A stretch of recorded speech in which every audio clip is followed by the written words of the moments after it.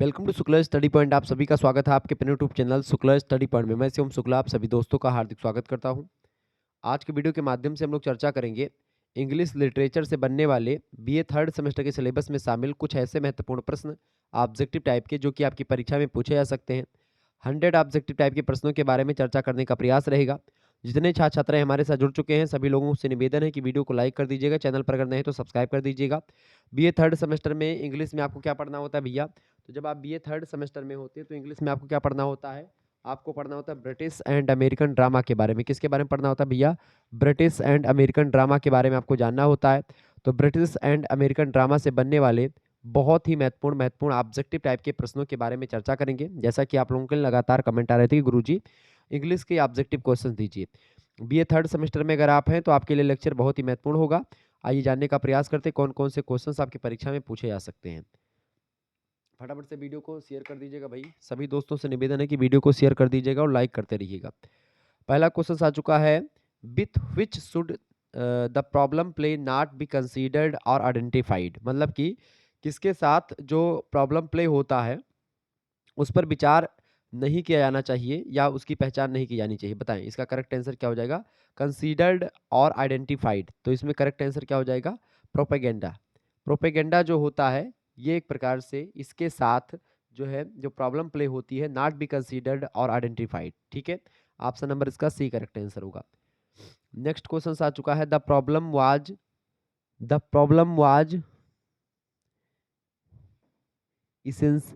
Essentially the drama. यानी कि कह रहा है समस्या मूलतः नाटक किस प्रकार का नाटक है? जो ये नाटक है प्रॉब्लम प्ले या जो प्रॉब्लम प्ले है नाटक, ये किस टाइप का है?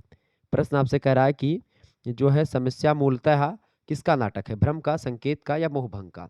यानी कि इल्यूजन का मतलब होता है, इल्यूजन का मतलब होता है भ्रम। ठीक है, जिसमें होता है कि भ्रम हो गया किसी चीज से, सांप सांप को समझकर लाठी पकड़ लेना, ये सब भ्रम होता है। ठीक है, और आपका है एल्यूजन मतलब होता है, इस एल्यूजन का मतलब होता है संकेत। ठीक है, और इस मतलब होता है डिसएल्यूजन का मतलब होता है आपका मोहभंग। ठीक है, तो समस्या मूलतः किस प्रकार की नाटक है या जो प्रॉब्लम होता है द प्रॉब्लम प्ले जो होता है was essentially the drama of जो है डिसएल्यूजन। यानी कि ये एक प्रकार से कैसा नाटक है? ये मोहभंग एक प्रकार से नाटक है। समस्यात्मक नाटक जो होते हैं या जो प्रॉब्लम प्ले होता है ये क्या होता है? बेसिकली ये एक प्रकार से मोहभंग का नाटक होता है। ठीक है, मोहभंग किसी के प्रति जो है होता है, किसी मुद्दे के प्रति, किसी विचार के प्रति। ठीक है, अगला क्वेश्चन आ चुका है, of what did the problem play became a powerful and effective medium. यानी आपसे कह रहा है कि समस्या जो नाटक होते हैं, समस्या प्रधान जो नाटक होते हैं, जो बेसिकली जो प्रॉब्लम प्ले होते हैं अंग्रेजी में, उसको हिंदी में समस्यात्मक नाटक या समस्या नाटक के नाम से जानते हैं।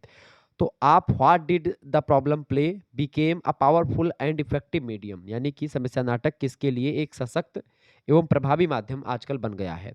बताएं, सोशल रिफॉर्म यानी कि सामाजिक सुधार के लिए, या सोशल साइंसेज यानी सामाजिक विज्ञानों के लिए, या सोशल क्रिटिसिज्म यानी कि जो सामाजिक आलोचनाएं हैं उनके लिए, या इनमें से कोई नहीं, none of these. Correct answer इसका क्या हो जाएगा भैया? तो समस्यात्मक नाटक जो है यानी कि आप what did the problem play became a powerful and effective medium, इसका राइट आंसर हो जाएगा सोशल क्रिटिसिज्म। यानी कि social criticism the problem play became a powerful and effective medium किसके लिए है? सोशल क्रिटिसिज्म के लिए, सामाजिक आलोचना के लिए। राइट आंसर हो जाएगा सी ऑप्शन। ठीक है, अगला क्वेश्चन आपके स्क्रीन पर आ चुका है, who right who right fugitive. यानी कि फ्यूजिटिव जो एक प्रकार से रचना है किसने लिखी? बताएं, फ्यूजिटिव नाम की रचना जो है के लेखक कौन है? तो इसको लिखा किसने भैया? इसको लिखा गल्सवर्थी महोदय ने। किसने लिखा है? गल्सवर्थी। ऑप्शन नंबर इसका ए करेक्ट आंसर होगा। गल्सवर्थी ने लिखा है क्या? फ्यूजिटिव नाम की एक प्रकार से रचना। Clear, option number A correct answer होगा इसका। नेक्स्ट क्वेश्चन आपके स्क्रीन पर आ चुका है, the play of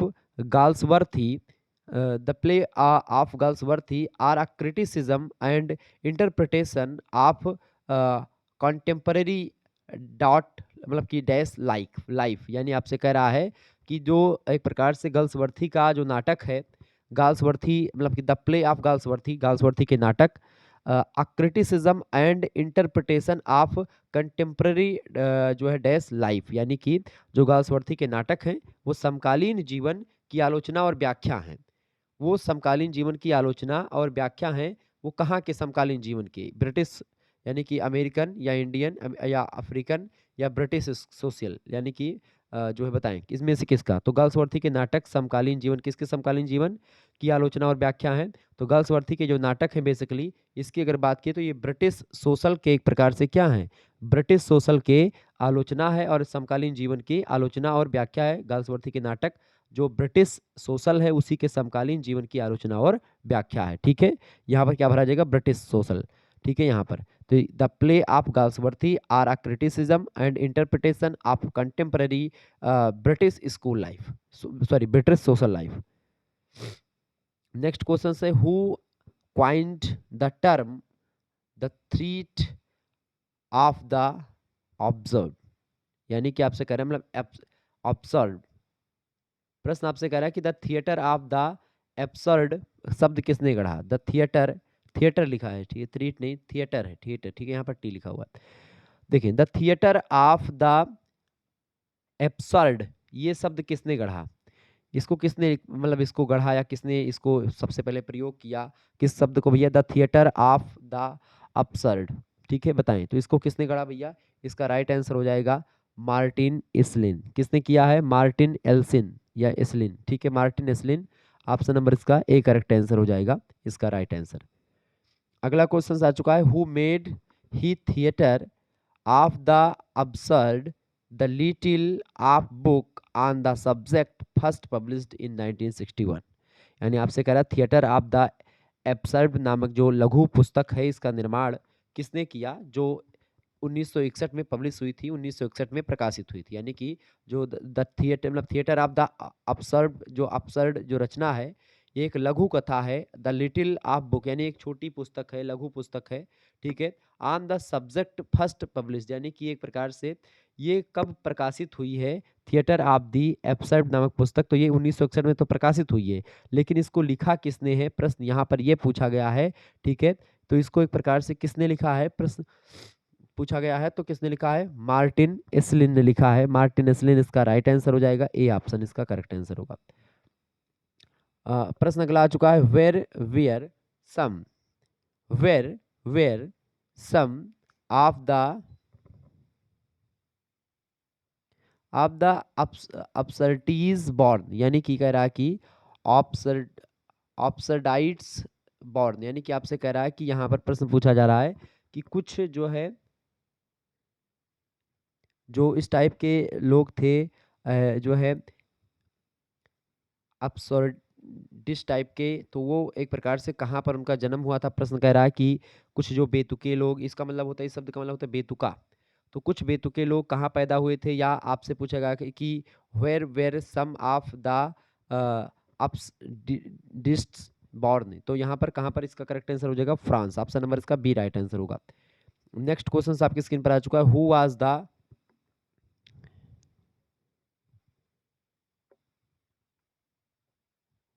who was the absurdist, बताएं वो कौन था। जो ये शब्द आपका है अपसर्डिस्ट, ये एक प्रकार से कौन था, प्रश्न यहाँ पर ये पूछा गया है, फटाफट से आप बताने का प्रयास करेंगे। हु वाज द अपसर्डिस्ट, तो ये था एक प्रकार से कौन, सैमुअल बेकेट। सैमुअल बेकेट जो थे यही थे, option number D correct answer होगा। नेक्स्ट इसका मतलब बेतुका वैसे होता भी है, लेकिन ये उस बेतुके शब्द के लिए प्रयोग नहीं हुआ है। अगला प्रश्न है which an experimental form of theatre, यानी आपसे कह रहा है कि रंगमंच का प्रयोगात्मक, थिएटर माने रंगमंच होता है, तो रंगमंच का प्रयोगात्मक रूप कौन सा इनमें से।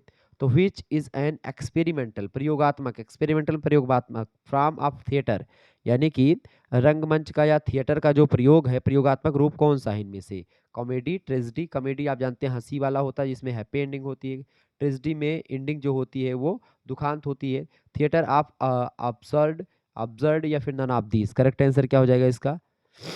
सामान्यतया जो है प्रश्न क्या पूछा गया है कि रंगमंच का प्रयोगात्मक रूप कौन सा है, तो होता है कौन सा भैया, इसका करेक्ट आंसर क्या हो जाएगा, इसका मतलब हो जाएगा थिएटर ऑफ द अपसर्ड। ठीक है, ऑप्शन नंबर इसका सी करेक्ट आंसर हो जाएगा। इसको बेतुका रंगमंच भी कहा जाता है कहीं कहीं पर। अगला क्वेश्चन आ चुका है हु इज कॉमनली जो है सिटेट प्रिकर्सर, यानी आपसे कह रहा है कि जो है सामान्यतः किसका हवाला दिया जाता है, मतलब सामान्यतः एक प्रकार से कॉमनली सिटेड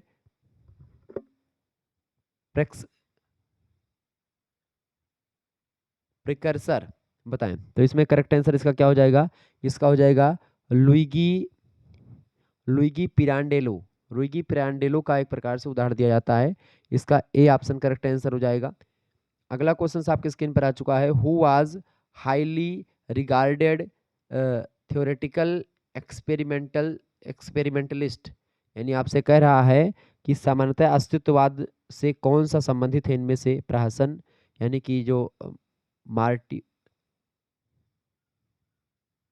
एक मिनट प्रश्न क्या पूछा गया आपसे, who was the highly who was the highly regarded theatrical experimentalist, इनमें से वो क्या है, करेक्ट आंसर इसका बताने का प्रयास करेंगे। तो इसमें ऑप्शन दिया मार्टी, ऑप्शन दिया इप्सन और पिरांडेलो, इसका करेक्ट आंसर क्या हो जाएगा, तो इसका मतलब होगा कि भाई एक अत्यंत प्रतिष्ठित नाटक जो प्रयोगवादी नाटक थे, प्रयोगवादी नाटककार थे, यानी कि एक्सपेरिमेंटलिस्ट थे, प्रयोगवादी टाइप के नाटककार थे, वो कौन थे इनमें से, तो इनमें से कौन थे भाई, उनका क्या नाम है, उनका नाम है, फटाफट से आप बताने का प्रयास करेंगे, पिरांडेलो। ऑप्शन नंबर इसका सी करेक्ट आंसर हो जाएगा। ठीक है, नेक्स्ट क्वेश्चन आ चुका है, which is commonly associated with experimentalist, बताएं। आपसे कह रहा है सामान्यतः अस्तित्ववाद में कौन सा संबंधित है इनमें से, तो इनमें से कौन सा संबंधित है भैया, थिएटर ऑफ जो है theatre of observe, option number इसका डी करेक्ट आंसर होगा। नेक्स्ट क्वेश्चन है, हु इज कॉमनली कॉल्ड एक्सिस्टेंशलिस्ट, यानी कि आपसे कह रहा है कि जो है सामान्यतः अस्तित्ववादी किसे कहा जाता है इनमें से, मतलब इतिहास हिस्टोरियन को या डॉक्टर को या फिलोसोफर को, यानी कि दार्शनिक को, इतिहासकार को या डॉक्टर को, तो अस्तित्ववादी किसे कहा जाता है इनमें से, अस्तित्ववादी कहा जाता है किसको, फिलोसोफर को अस्तित्ववादी कहा जाता है, बी ऑप्शन। अगला प्रश्न आपकी स्क्रीन पर आ चुका है, who however hated shorter bitterly, यानी आपसे कह रहा है कि जो सात्र से जो था, मतलब कि सात्र से कौन नफरत करता था या कौन कटु नफरत करता था इनमें से, तो इनमें से कौन नफरत करता था, उसका नाम था लेंसको। ठीक है, ऑप्शन नंबर इसका ए करेक्ट आंसर हो जाएगा। अगला क्वेश्चन आपकी स्क्रीन पर आ चुका है, सभी लोग देखने का प्रयास करेंगे, वीडियो को लाइक और शेयर करते रहिएगा, ऐसे ही इन्फॉर्मेटिव वीडियो मैं लगातार आपके लिए लाता रहूँगा। ठीक है, चलें, शेयर कर दीजिएगा सभी दोस्तों के साथ इस वीडियो को भाई। प्रश्न आपकी स्क्रीन पर आ चुका है, जो है हु सेज, कौन कहता है, tragedy in an imitation of action, यानी कौन कहता है कि जो कार्रवाई होती है, कार्रवाई की नकल में त्रसदी, कौन कहता है कार्रवाई की नकल में त्रसदी, यानी कि कौन कहता है tragedy is an imitation of action, imitation of action के रूप में ट्रेजेडी को कौन परिभाषित करता है, तो करेक्ट आंसर क्या हो जाएगा भाई, फटाफट से आप लोग बताने का प्रयास करेंगे, इसका राइट आंसर क्या हो जाएगा, इसका राइट आंसर हो जाएगा अरिस्टोटल, यानी कि अरस्तु, ए ऑप्शन इसका राइट आंसर होगा। अगला क्वेश्चन आ चुका है प्रश्न भैया, what is the common what is the common characteristics characteristic of fine arts, यानी कि जो फाइन आर्ट होता है, फाइन आर्ट मतलब ललित कला, तो ललित कलाओं या फाइन आर्ट की जो सामान्य विशेषताएं हैं, कॉमन जो करेक्टरिस्टिक्स हैं वो क्या हैं, यही प्रश्न पूछा गया कि ललित कलाओं की सामान्य विशेषता क्या है, या फाइन आर्ट की जो करेक्टरिस्टिक्स है वो भी कॉमन करेक्टरिस्टिक्स इनमें से कौन सी है, तो इसका राइट आंसर हो जाएगा भैया कौन सा, इमिटेशन। ठीक है, इमिटेशन जो है आपका, ये एक प्रकार से इसका कॉमन या प्रमुख विशेषता है, समान विशेषता है। अगला क्वेश्चन आ चुका है, what deals with human characters outwardly and inwardly, यानी आपसे कह रहा है कि आउटवार्डली माने होता है बाह्य रूप, और इनवार्डली मतलब होता है जो है आंतरिक रूप। तो आपसे प्रश्न पूछा रहा है कि बाह्य रूप से और आंतरिक रूप से मानव चरित्र का पता, मतलब मानव चरित्र का क्या संबंध है, मानव शरीर का संबंध है इनमें से, पोयम, शॉर्ट स्टोरी या ट्रेजेडी, बताएं इनमें से किससे संबंध है, बाह्य रूप से और जो है आंतरिक रूप से मानव चरित्र का जो है कौन किस मतलब किससे संबंधित है, फटाफट से आप बताने का प्रयास करेंगे, तो इसका राइट आंसर क्या हो जाएगा, ट्रेजेडी इज राइट आंसर, इसका होगा ट्रेजेडी, त्रासदी। ठीक है, how many sense at least in tragedy meaningful, यानी आपसे कह रहा है कि त्रासदी में कम से कम कितने अर्थ सार्थक हैं ट्रेजेडी में।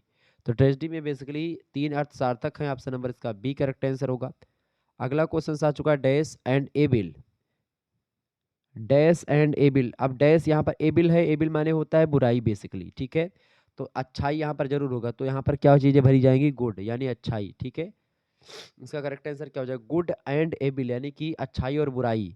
Attain some sort of balance in the world structured, यानी कि आपसे कह रहा है कि जो अच्छाई और बुराई होती दुनिया में किसी प्रकार का संतुलन प्राप्त कर सकती हैं, यानी संतुलन बनाने के लिए अच्छाई और बुराई का दोनों का होना बहुत जरूरी है। नेक्स्ट क्वेश्चन आपके स्क्रीन पर आ चुका है, who moves to pity and fear in a tragedy. प्रश्न आपसे कह रहा है, प्रश्न कह रहा है कि जो who moves to pity and fear in a tragedy, यानी कि त्रासदी में कौन दया और भय से भर जाता है, विरोधी यानी कि एंटागोनिस्ट या प्रोटोगोनिस्ट या फिर चेमिस्ट या फिर ऑल ऑफ दीज, बताएं इसका करेक्ट आंसर क्या हो जाएगा। फटाफट से आप लोग बताने का प्रयास करेंगे। तो who moves to pity and fear in a tragedy तो होगा जो है प्रोटैगोनिस्ट, ठीक है। ऑप्शन नंबर इसका बी करेक्ट आंसर हो जाएगा। प्रोटैगोनिस्ट एक प्रकार से ये जो है भर जाता है, प्रोटैगोनिस्ट मतलब होता है नायक, ठीक है। नेक्स्ट क्वेश्चन आपके स्क्रीन पर आ चुका है भैया, फटाफट से आप देखेंगे। Must be in certain size, यानी आपसे कह रहा है कि त्रासदी की जो आत्मा है वो क्या है, सॉरी प्रश्न आपसे क्या पूछा गया है, एक मिनट एक मिनट, प्रश्न आपसे क्या पूछा गया है।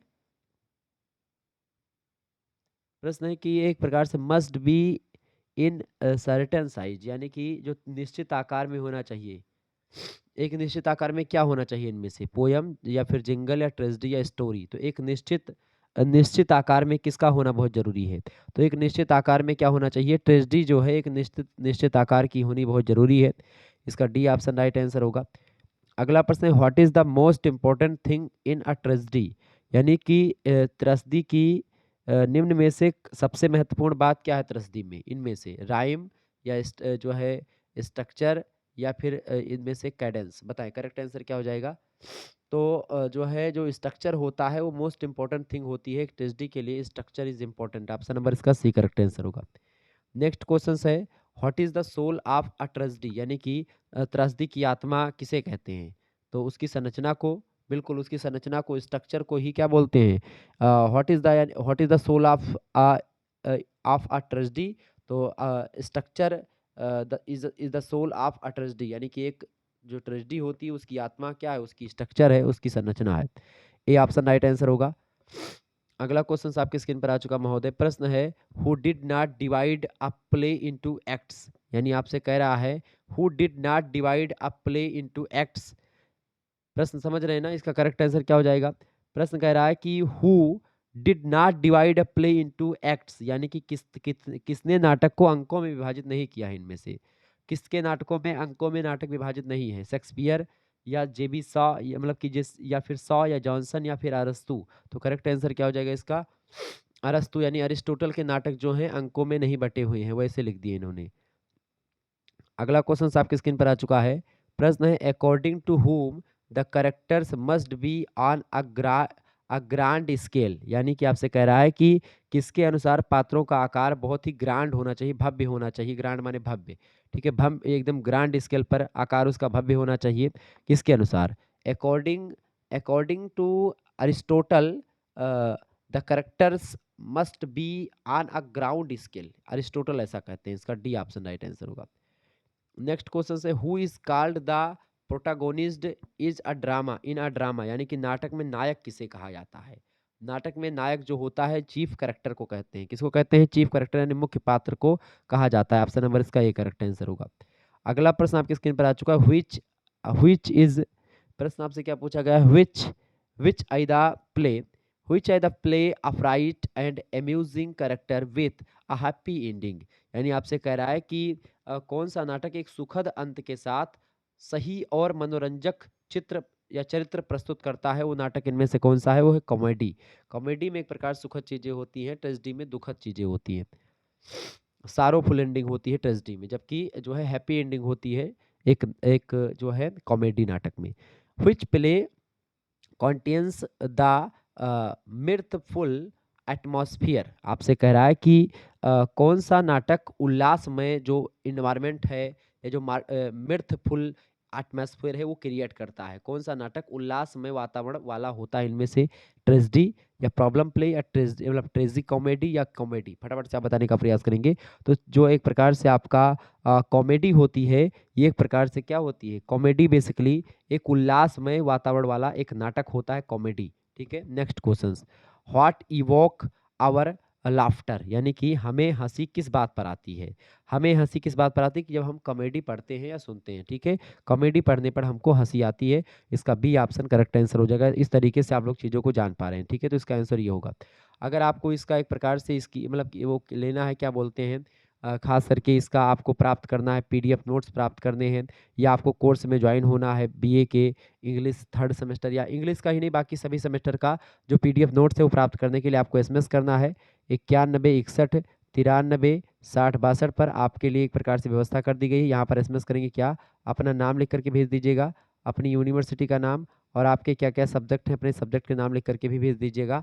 आपको ग्रुप से ऐड कर दिया जाएगा, वहाँ पर सभी सब्जेक्ट की पीडीएफ मिल जाएगी। जैसे कि ये क्लास हो रही है, इसकी पीडीएफ अगर आपको प्राप्त करनी है, या हिंदी क्लास हुई थी उसकी PDF, political science, sociology, history, या जो आपका को करिकुलर पेपर होता है, सभी की पीडीएफ जो होगी मात्र और मात्र 100 रुपीज़ में ही आपके लिए व्यवस्था कर दी जाएगी। तो आप सभी लोग एक प्रकार से मात्र 100 रुपये खर्च करके सारे सब्जेक्ट की पीडीएफ प्राप्त कर सकते हैं। पिछले वर्ष के क्वेश्चन पेपर भी आपको वहाँ पर मिलते रहेंगे। ठीक है, और जो भी क्वेश्चन सबकी बार होंगे उनकी भी एक प्रकार से आपको पीडीएफ नोट्स मिलती रहेगी। तो बहुत ही फायदेमंद है एक प्रकार से ये पीडीएफ वाला जो कोर्स लॉन्च किया गया है। पीडीएफ कोर्स में वीडियो लेक्चर भी आपको मिलते रहेंगे और पीडीएफ भी आपको सभी सब्जेक्ट की मिलती रहेगी। ठीक है, तो आप टेंशन ना लें, फटाफट से एसएमएस करके ज्वाइन हो जाएं। 9161 93 60 62 पर एसएमएस करें। चलें, अभी फिलहाल के लिए क्या है कि कल तक हमारा एक दिन से नंबर बंद था व्हाट्सएप वाला, इस वजह से आपके एसएमएस में देख नहीं पाया, तो बंद था। हो सकता है कल दोपहर 11-12 बजे के बाद में हमारा जो है वो सही होता है व्हाट्सएप, तो फिर उसके बाद में आपसे बात करेंगे। ठीक है, चलें, अगला क्वेश्चन आपकी स्क्रीन पर आ चुका है। प्रश्न फटाफट से आप देखने का प्रयास करेंगे, वीडियो को शेयर करते रहिएगा और लाइक जरूर कर दीजिएगा भैया। ऐसे ही इन्फॉर्मेटिव वीडियो आपको लगातार मैं देता रहूँगा। ठीक है, चलिए, प्रश्न आपकी स्क्रीन पर क्या आ चुका है? प्रश्न आ चुका है भैया, फ्रेश फ्रेश डाउन जो है fore foreshadowing is always direct as obvious, यानी आपसे कह रहा है, क्या कह रहा है भैया? प्रश्न कह रहा है पूर्वाभास सदैव प्रत्यक्ष एवं स्पष्ट होता है। जो foreshadowing is always direct and obvious, यानी कि एक प्रकार से जो पूर्वाभास होता है सदैव प्रत्यक्ष और स्पष्ट होता है। ये एक प्रकार से जो है इसका आंसर क्या हो जाएगा? तो ये कथन कैसा है, सत्य है या असत्य है, ट्रू और फॉल्स पूछा गया है।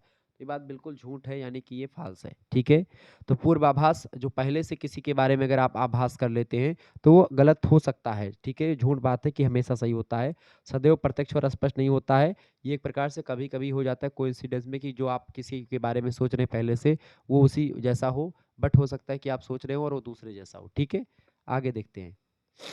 अगला क्वेश्चन है आपका, foreshadowing foreshadowing can be used to create, यानी कि जो पूर्वाभास होता है, पूर्वाभास हो, फ्रेश साउंडिंग बोलते हैं। तो ये पूर्वाभास का उपयोग सृजन के लिए किया जा सकता है। किसके सृजन के लिए किया जा सकता है, फटाफट से आप बताने का प्रयास करेंगे। तो इसका राइट आंसर हो जाएगा जो है टेंशन के लिए भी पूर्वाभास, यानी तनाव, यानी कि सस्पेंशन जो है सस्पिशन, यानी संदेह, और प्रत्याशा। ठीक है, यानी कि एंटीसिपेशन। इसका करेक्ट आंसर क्या हो जाएगा? D, all of the above. D option इसका करेक्ट आंसर होगा। अगला क्वेश्चन है foreshadowing help the dash feel more connected to the story, यानी कि पूर्वाभास से जो कहानी होती है, पूर्वाभास से कहानी से मतलब कहानी में क्या होता है, कहानी में मदद मिलती है किसके जुड़ने से बताएं? तो दर्शकों के जुड़ने से, आइडियंस के जुड़ने से जो होती है मदद मिलती है। यहाँ पर आइडियंस भरा जाएगा, यानी कि foreshadowing help the audience feel more connected to the story, यानी स्टोरी को मदद मिलती है जब जो है उसके देखने वाले होते हैं। जैसे अगर मैं पढ़ा रहा हूँ तो पढ़ने वाले होंगे तभी पढ़ाने में अच्छा लगेगा। अगला प्रश्न है what did hubris mean to the ancient Greeks, यानी आपसे कह रहा है कि प्राचीन यूनानियों के लिए जो हर्बिस है, हर्बिस या ह्यूब्रिस, ये एक प्रकार से क्या अर्थ है, ह्यूब्रिस का क्या अर्थ है, फटाफट से आप बताने का प्रयास करेंगे।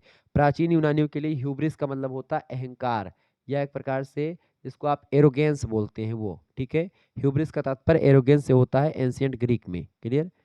नेक्स्ट क्वेश्चन आ चुका है, legally speaking hubris would be relevant to the modern crimes of, यानी कि आपसे कह रहा है कि अपराध कानूनी तौर पर अभिमान प्रासंगिक होगा, मतलब कि 19 के आधुनिक, मतलब आपसे कह रहा है कि लीगली स्पीकिंग, ठीक है, ये बताएं ये क्या होगा भैया, फटाफट से आप बताने का प्रयास करेंगे। कानूनी तौर पर अभिमान प्रासंगिक होगा, अ, बताएं। आधुनिक तरीके से अगर देखें तो ह्यूब्रिस आपकी जो अभिमान होता है या एरोगेंस जो होता है, ये एक प्रकार से कानूनी तौर पर एक वो क्या होगा, अपराध। इनमें से कौन सा, हमला या मारपीट या चोरी या यौन अपराध, तो इनमें से सभी अपराध जो होते हैं वो बेसिकली मॉडर्न क्राइम में आते हैं। चाहे आप किसी से, आप अगर चोरी करते हैं, किसी की थेफ्ट, सेक्स क्राइम्स यानी यौन अपराध करते हैं, किसी के साथ बलात्कार या वो करते हैं तो उसमें भी दिक्कत होगी। या फिर जो है एडल्ट एंड मतलब कि एजल्ट एंड बैटरी, यानी हमला करते हैं, मारपीट करते हैं। बैटरी मतलब होता है मारपीट करना, एजल्ट मतलब होता है हमला करना किसी के ऊपर। ये सब एक प्रकार से कानूनी तौर पर एक प्रकार से क्या है, ये सब अपराध की श्रेणी में आते हैं, डी ऑप्शन। अगला क्वेश्चन है, what is the exact definition of hubris, hubris का एग्जैक्ट यानी या हब्रिस या ह्यूब्रिस का एग्जैक्ट में एक प्रकार से मतलब क्या होता है, इसका मतलब क्या होता है भैया, फटाफट से आप बताने का प्रयास करिए। इन जो है what is the exact definition of hubris, exact definition यानी कि अभिमान की सटीक परिभाषा इनमें से क्या है, अत्यधिक गर्व। अत्यधिक गर्व जो होता है मतलब कि जो है एक्सकेसिव प्राइड, जब आप कभी कर लेते हैं तब दिक्कत होती है, ठीक है, यानी अत्यधिक गर्व करते हैं अपने ऊपर, तब वही अभिमान होता है।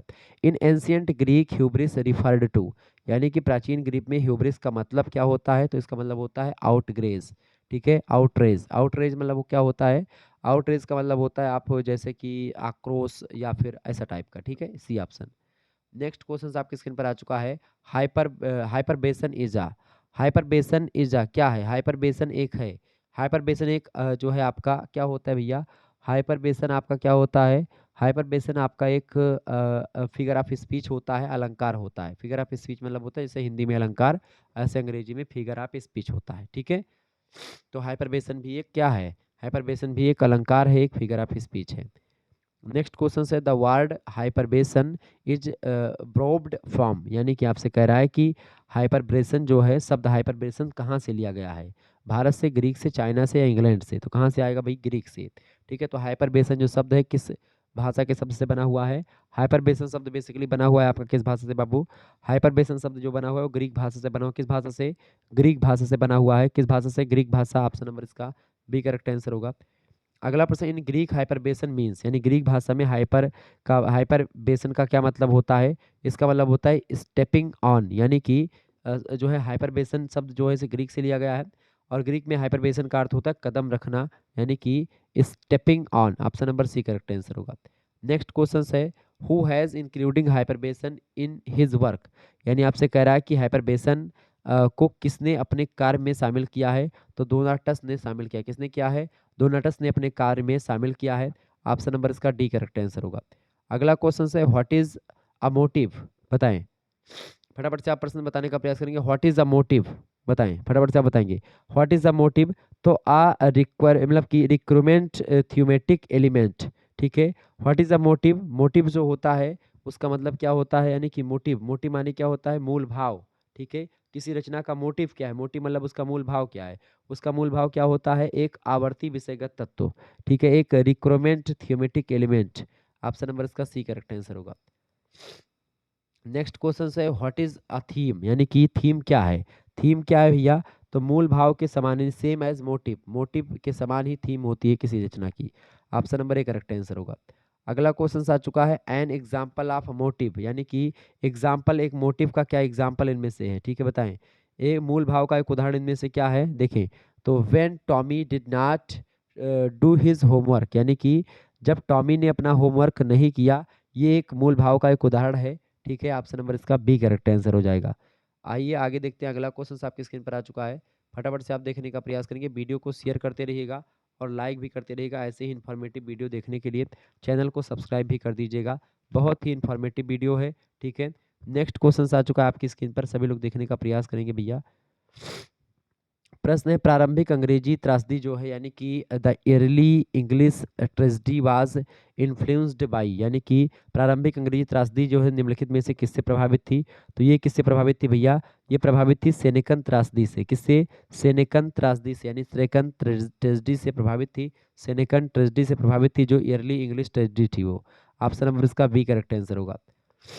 अगला क्वेश्चन आ चुका है आपका, which one of these is not a famous tragedy writer. इनमें से कौन प्रसिद्ध कहा मतलब कि त्रासदी के लेखक नहीं है? तो ट्रेजेडी के लेखक इनमें से देखें आपके, जैसे कि इनमें से कौन कौन से हैं भैया? प्लूटस हैं, मार्लो हैं, ठीक है। इसके अलावा जो आपके अरिटा जो है अरिस्टोफेंस जो है ये भी एक त्रासदी के बड़े लेखक हैं, प्रसिद्ध लेखक हैं। जबकि टेरेंस महोदय ये ट्रेजेडी के फेमस लेखक नहीं है। तो ऑप्शन नंबर इसका बी करेक्ट आंसर होगा। नेक्स्ट क्वेश्चन है, who is the first tragedy writer. बताएं प्रथम त्रासदी लेखक कौन है? प्रथम त्रासदी लेखक कौन है भैया? फटाफट से आप बताने का प्रयास करेंगे, सभी लोग बताइएगा। तो प्रथम त्रासदी लेखक हैं एस्चिलस। इसका इनका क्या नाम है? एस्चिलस जो है ये पहले त्रासदी के लेखक हैं, पहले ट्रेजेडी इन्होंने लिखी है। अगला क्वेश्चन है, the skilful use of soliloquy by Shakespeare is, यानी आपसे कह रहा है कि जो शेक्सपियर के द्वारा जो सोलिलोक्यू है उसका कुशल उपयोग है। बताएं सोलिलोक्यू का कुशल उपयोग या अच्छा उपयोग शेक्सपियर ने किस में किया इनमें से? तो इन्होंने जो है किस में किया है? टू रिवील कॉम्प्लेक्स कैरेक्टर्स, यानी जब जटिल जो चरित्र होते हैं उनको उजागर करने में एक प्रकार से इन्होंने किसका प्रयोग किया है? सोलिलोक्यू का प्रयोग किया है। क्लियर। नेक्स्ट क्वेश्चन है, व्हाट आर द जो है थ्री यूनिटीज, यानी कि फटाफट से आप बताएंगे। प्रथम प्रश्न क्या पूछा गया है? तीन एकताएं कौन सी इनमें से? What are the three unities प्रश्न पूछा गया था। Time place and action is right answer. ये एक प्रकार से त्रि एकताएं हैं। टाइम प्लेस एंड एक्शन है किसी भी नाटक के एक प्रकार से तत्व होते हैं, ये बात आप ध्यान रखेंगे, ठीक है। आगे बढ़ते हैं और भी चीज़ों को जानने का प्रयास करते हैं। अगला क्वेश्चन आपकी स्क्रीन पर आ चुका है, वीडियो को शेयर कर दीजिएगा और लाइक करते रहिएगा। प्रश्न है, which of the following is not one of three unities, यानी कि आपसे कह रहा है कि निम्नलिखित में से कौन सी तीन एकता में से एक नहीं है? देखिए इनमें से देखिए कार्य की जो है कार्य की unity of action, unity of character, unity of time, ठीक है। यानी क्या क्या हुआ था?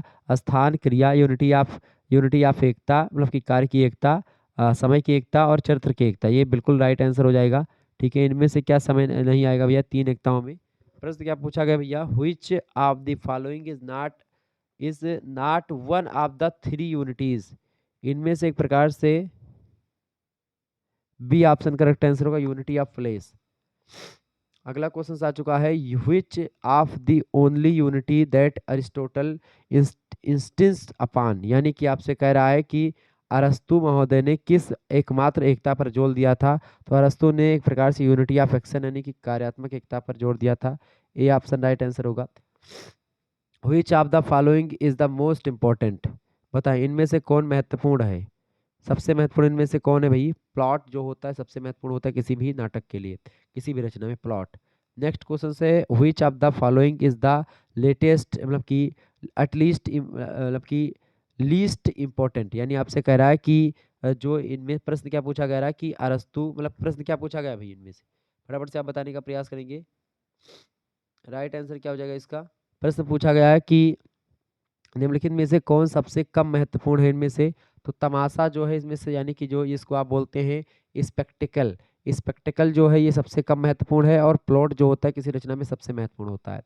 अगला क्वेश्चन है, which of the following is not art in the Greek sense of the word, यानी आपसे कह रहा है, प्रश्न पूछा जा रहा है कि निम्नलिखित में से कौन सा शब्द ग्रीक अर्थ में कला नहीं है, ग्रीक अर्थ में आर्ट नहीं है इनमें से? तो ग्रीक अर्थ में आर्ट नहीं है क्या? देखिए ट्रेजेडी, आ टेबल और पीकॉक्स फीचर, ये सब एक प्रकार से क्या है? ये सब हैं, जबकि आई स्पीयर नहीं है, ठीक है। आई स्पीयर नहीं है, ऑप्शन नंबर इसका करेक्ट आंसर हो जाएगा सी ऑप्शन। अगला क्वेश्चन है, read the sentence below, choose the best answers that is and is oblique or an element of setting, यानी आपसे कह रहा है नीचे दिए गए जो वाक्य हैं उनको पढ़ें और सबसे अच्छा उत्तर जो है चुने जो सेटिंग का तत्व है इनमें। सेटिंग के एलिमेंट्स आप सेटिंग आपको चूज करने हैं, सेटिंग के एलिमेंट्स इनमें से देखिए। The moon was shining brightly as the fox slowly crept towards the chicken coop, यानी कि जब लोमड़ी धीरे धीरे मुर्गियों के दरवाजे की ओर बढ़ रही थी, चमक चांद चमक रहा था, यही सब लिखा है इसमें। ठीक है, तो इसमें से एक प्रकार से बताएं कि इनमें से क्या क्या जो है इसका सही आंसर क्या हो सकता है। तो इनमें से आप देखेंगे चिकन कूप और मून वाज सिनिंग ब्राइटली, ये एलिमेंट ऑफ सिटिंग है दोनों, यानी कि बी एंड सी इसका राइट आंसर होगा, डी ऑप्शन करेक्ट आंसर होगा। ठीक है, ध्यान रखेंगे। अगला क्वेश्चन आ चुका है, why is setting important to a story, यानी आपसे कह रहा है कि कहानी के लिए परिवेश क्यों महत्वपूर्ण होता है। कहानी के लिए जो है सेटिंग या जो वातावरण होता है या परिवेश वो क्यों महत्वपूर्ण होता है, क्योंकि it let's us known the context of characters, यानी कि इसमें हमें पात्रों के संदर्भ का पता चलता है कि पात्र किस संदर्भ से आते हैं, कहाँ से आते हैं, कैसे पात्र आते हैं। इसका बी ऑप्शन करेक्ट आंसर होगा। आगे देखेंगे, अगला क्वेश्चन आपकी स्क्रीन पर आ चुका है। प्रश्न है, डोनाल्ड बेन इज, बताएं डोनाल्ड बेन इज, फटाफट से आप बताने का प्रयास करेंगे। डोनाल्ड बेन के बारे में प्रश्न पूछा गया है, डोनाल्ड बेन इज, बताएं भाई डोनाल्ड बेन जो थे, प्रश्न क्या पूछा गया है, डोनाल्ड बेन कौन है, बताएं डोनाल्ड बेन कौन है भाई। डोनाल्ड बेन की अगर बात की जाए तो डोनाल्ड बेन जो है वो कौन है, बिल्कुल राइट आंसर हो जाएगा। डोनाल्ड बेन जो है द ब्रदर ऑफ मैकबेथ, यानी कि मैकबेथ के भाई हैं। ठीक है, the brother of Macbeth, Macbeth नाटक में जब आप पढ़ेंगे तो उसमें ये सब चीज़ें आपको मिलेंगी। तो डोनाल्ड ब्रेन जो है ये मैकबेथ के क्या है, भाई हैं। ऑप्शन नंबर इसका ए करेक्ट आंसर होगा।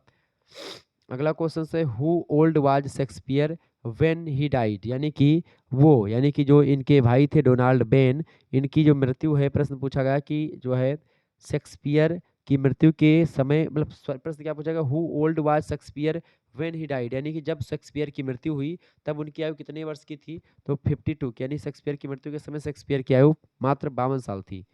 अगला क्वेश्चन आ चुका है, वेयर वाज डकन मर्डर्ड, यानी कि जो डकन थे, डकन मतलब कि डकन मर्डर, डकन का मर्डर जो है, प्रश्न क्या पूछा गया है, डकन की हत्या कहाँ पर हुई थी, तो डकन जो थे उनके महल में ही, इन हिज कास्टल, यानी कि उनके महल में ही उनकी हत्या कर दी गई थी। बी ऑप्शन करेक्ट आंसर होगा इसका। अगला प्रश्न, the first person to find Duncan murdered was, यानी कि प्रश्न कह रहा है कि जो डकन की हत्या हुई थी उसका पता लगाने वाला जो पहला व्यक्ति था वो कौन था। तो पहला व्यक्ति कौन था भैया, फटाफट से आप बताने का प्रयास करेंगे। वो पहले व्यक्ति कौन थे, बिल्कुल राइट आंसर है मैडकफ। मैडकफ जो थे, मतलब कि मैकडफ, मैकडफ जो थे, इन्होंने पहली बार डकन की मर्डर को देखा था, यानी कि उन्होंने देखा, पहली बार पता लगाया था। Which of the following is written by Shakespeare, मतलब कि प्रश्न क्या पूछा गया है, निम्नलिखित में से कौन शेक्सपियर के द्वारा लिखा गया इनमें से। प्रश्न, the merchant of Venice, Hamlet, twelfth night, या ऑल ऑफ द अबव। तो इसका करेक्ट आंसर क्या हो जाएगा, देखिए the merchant of Venice, Hamlet and twelfth night, ये सब पुस्तक जो है किसने लिखी है, ये सब पुस्तकों के लेखक कौन है, मैक, मतलब कि ये है मैकबेथ के लेखक शेक्सपियर जी ही। ऑप्शन नंबर इसका डी करेक्ट है, शेक्सपियर ने ही सब लिखा है। अगला क्वेश्चन है, Macbeth was written by Shakespeare in, यानी कि मैकबेथ रचना जो है शेक्सपियर के द्वारा लिखी गई है, लेकिन कब लिखी गई, प्रश्न ये पूछा गया है। तो 1606 भी बिल्कुल राइट आंसर आपका है, ए ऑप्शन। अगला क्वेश्चन आ चुका है, in which year Shakespeare, in which year Shakespeare wrote Twelfth Night, यानी ट्वेल्थ नाइट पुस्तक जो है शेक्सपियर ने कब लिखी, तो ट्वेल्थ नाइट जो पुस्तक है 1600 ईस्वी में लिखी है। ऑप्शन नंबर इसका बी करेक्ट आंसर होगा। प्रश्न खूब पूछे गए हैं सब। Shakespeare wrote Julius Caesar as a, यानी कि शेक्सपियर ने जूलियस सीजर को इस रूप में लिखा था, किस रूप में लिखा था, ऐतिहासिक नाटक के रूप में। जूलियस सीजर जो नाटक है उसको ऐतिहासिक नाटक के रूप में, हिस्टोरिकल प्ले के रूप में लिखा था, किसने, शेक्सपियर ने। Option number C right answer होगा। अगला प्रश्न है, who sang the sentence fair is foul and foul is fair, यानी प्रश्न आपसे कह रहा है कि fair is foul and foul is fair, ये वाक्य किसने गाया था, ये किसने गाया था भैया, चुड़ैलों ने गाया था। टू बिच, मतलब कि जो बिचेस थी उन्होंने गाया था, जो मैकबेथ नाटक में आती हैं, पात्र हैं। अगला क्वेश्चन आ चुका है, the third witch wishes Macbeth to be, यानी प्रश्न आपसे कह रहा है कि जो तीसरी चुड़ैल थी वो क्या चाहती थी, जो थर्ड बिच थी उसकी क्या विशेष थी, उसकी क्या इच्छा थी, उसकी इच्छा यही थी, क्या क्या इच्छा थी भैया, द थर्ड, जो एक प्रकार से the third witches wishes wished Macbeth to be king of, जो है स्कॉटलैंड, यानी कि एक प्रकार से वो किंग ऑफ स्कॉटलैंड की इच्छा रखती थी, यानी एक प्रकार से तीसरी चुड़ैल चाहती थी कि मैकबेथ जो है वो स्कॉटलैंड के राजा बने। ऑप्शन नंबर इसका सी करेक्ट आंसर होगा। अगला क्वेश्चन है historical events of which country had described in Macbeth, यानी आपसे कह रहा है कि मैकबेथ रचना में किस देश की ऐतिहासिक घटनाओं का वर्णन किया गया है। तो ये स्कॉटलैंड की ऐतिहासिक घटना है। मैकबेथ पूरा नाटक स्कॉटलैंड पर आधारित है, जो कि इंग्लैंड के बगल में है। Option number B correct answer होगा। अगला प्रश्न है who is the writer of जो है रोमियो एंड जूलियट, यानी रोमियो एंड जूलियट रचना जो है उसको किसने लिखा है। रोमियो एंड जूलियट के लेखक हैं Shakespeare, William Shakespeare. Option number D correct answer होगा। अगला क्वेश्चन है which of the following is not written by Shakespeare, इनमें से कौन सी रचना है जिसको शेक्सपियर ने नहीं लिखा है। तो शेक्सपियर की रचना कौन सी, देखिए किंग लायर उन्हीं की रचना है, किंग लियर उन्हीं की रचना है, एंटोमी एंड जो है क्लियोपट्रा ये भी इन्हीं की रचना है, ठीक है। यानी कि एंटनी एंड क्लियोपेट्रा इनकी रचना है, ओथलो भी इन्हीं की है, ठीक है। जबकि वालपोन जो है इनकी रचना नहीं है, वालपोन नहीं है। तो करेक्ट आंसर क्या हो जाएगा, यही आपसे पूछा गया कि कौन सी रचना शेक्सपियर की नहीं है। अगला प्रश्न Lady Macbeth could not kill Duncan because, यानी कि लेडी मैकबेथ जो थी वो एक प्रकार से डकन को नहीं मार सकती थी। क्यों नहीं मार सकती थी लेडी मैकबेथ, क्योंकि वह उसके पिता यानी he looked like her father, क्योंकि वह उसके पिता से एक प्रकार से मतलब वह उसके पिता ऐसा दिखता था, इस वजह से लेडी मैकबेथ जो है डकन, चूंकि लेडी मैकबेथ के पिता ऐसा दिखता था, इस वजह से लेडी मैकबेथ ने डकन को नहीं मारा, ठीक है। ऑप्शन नंबर नहीं मार सकती थी, ए ऑप्शन इसका करेक्ट आंसर होगा। अगला क्वेश्चन आ चुका है the best known of Shakespeare's tragedy is, प्रश्न फटाफट से आप बताने का प्रयास करेंगे, इसका राइट आंसर क्या हो जाएगा महोदय, सभी लोग बताने का प्रयास करेंगे। प्रश्न क्या पूछा गया है, प्रश्न बहुत ही इंपॉर्टेंट है, ध्यान रखिए। प्रश्न क्या है the best known of Shakespeare tragedy, यानी कि जो शेक्सपियर की ट्रेजेडी है उनमें सबसे महत्वपूर्ण ट्रेजेडी है, सबसे प्रसिद्ध ट्रेजेडी कौन सी है। तो मैकबेथ ही सबसे प्रसिद्ध सबसे फेमस है। अगला प्रश्न द बेटल विथ, प्रश्न क्या है the battle with Norwegian king was won by, यानी नॉर्वे के जो किंग थे, नॉर्बियन जो किंग थे उनके जो मतलब कि नॉर्वे के राजा के साथ युद्ध में जीत किसकी हुई थी। तो मैकबेथ की जीत हुई थी नॉर्वे के राजा के साथ। Option number B correct answer होगा।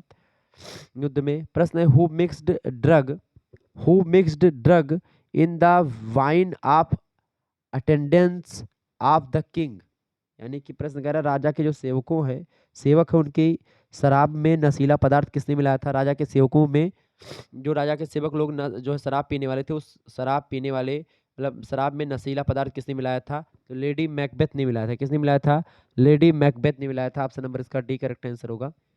नेक्स्ट क्वेश्चन है which type of weapon did Macbeth use to kill Duncan, यानी कि आपसे प्रश्न कह रहा है कि प्रश्न है कि मैकबेथ ने डकन को मारने के लिए किस प्रकार के हथियार का इस्तेमाल किया था। तो किस प्रकार के हथियार का उपयोग किया था भैया, फटाफट से आप लोग बताने का प्रयास करेंगे। इसका करेक्ट आंसर आप सभी लोग बताइएगा, ठीक है। इसका करेक्ट आंसर आप सभी लोग बताने का प्रयास करेंगे, ठीक है। अगला क्वेश्चन मैकबेथ वाज, आपका ये गृह वर्क है, होमवर्क है, ठीक है। प्रश्न आपकी स्क्रीन पर आ चुका है।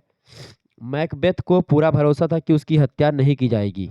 बताएं Macbeth was confident that he might not be killed because, क्योंकि मैकबेथ को पूरा भरोसा था कि उसको मतलब कि उसकी हत्या नहीं की जाएगी। क्यों उसको पूरा भरोसा था, क्योंकि उसको भरोसा इसलिए था क्योंकि द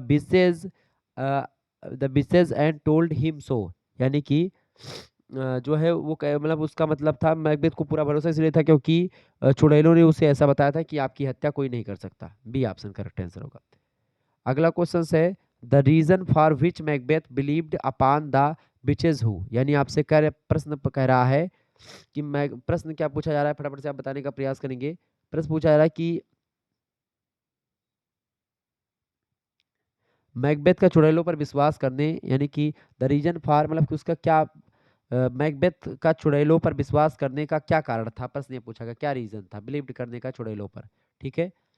कारण यही था, क्या कारण था, they had read his figure correctly, यानी कि वह जो है उन्होंने उसका भविष्य सही सही पढ़ लिया था राजा का, यानी मैकबेथ के बारे में चुड़ैलों ने सही सही सब कुछ बता दिया था। इस वजह से मैकबेथ ने क्या किया था, उन पर भरोसा कर लिया था, ठीक है। ऑप्शन नंबर इसका बी करेक्ट आंसर हो जाएगा। अगला क्वेश्चन है मैकबेथ राइट अबाउट द प्रोफी मतलब कि प्रोफिके ऑफ द विचेस, यानी कि आपसे कह रहा है प्रश्न क्या कह रहा है भैया, प्रश्न कह रहा है कि Macbeth right about the prophecy of the witches, तो प्रश्न आपसे कह रहा है कि मैकबेथ ने चुड़ैलों की भविष्यवाणी के बारे में क्या लिखा था? तो उसने मतलब किसको लिखा था? तो अपनी पत्नी को लिखा था, टू हिज वाइफ। ठीक है, ऑप्शन नंबर इसका ए करेक्ट आंसर होगा।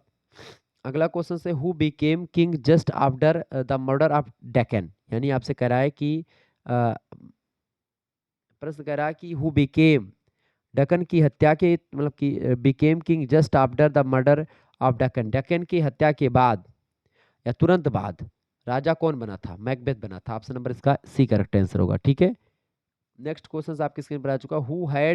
Hired who had hired two murderers to kill bank Banquo, बताएं। बैंक्वाट की हत्या के लिए दो हत्यारों को किसने किराए पर मंगवाया था? बताएं। तो किसने किराए पर मंगवाया था? मैकबेथ ने मंगवाया था दो हत्यारों को। ठीक है, ऑप्शन नंबर इसका सी करेक्ट आंसर होगा। अगला क्वेश्चन है मैकबेथ किल्ड बेनिको बिकॉम बिकॉज, यानी कि मैकबेथ ने बैंकों को क्यों मारा? मैकबेथ ने बैंकों को क्यों मारा था? बैंकों को क्यों मारा था मैकबेथ ने? किस लिए मारा था बताएं। मैकबेथ किल्ड बैंको बिकॉज बिकॉज बैंको जो है बैंको न्यू प्रेस मतलब कि न्यू प्रेसिजेस, यानी कि बैंको जो था उसको पूर्वाभास मतलब कि पहले का पता था। He was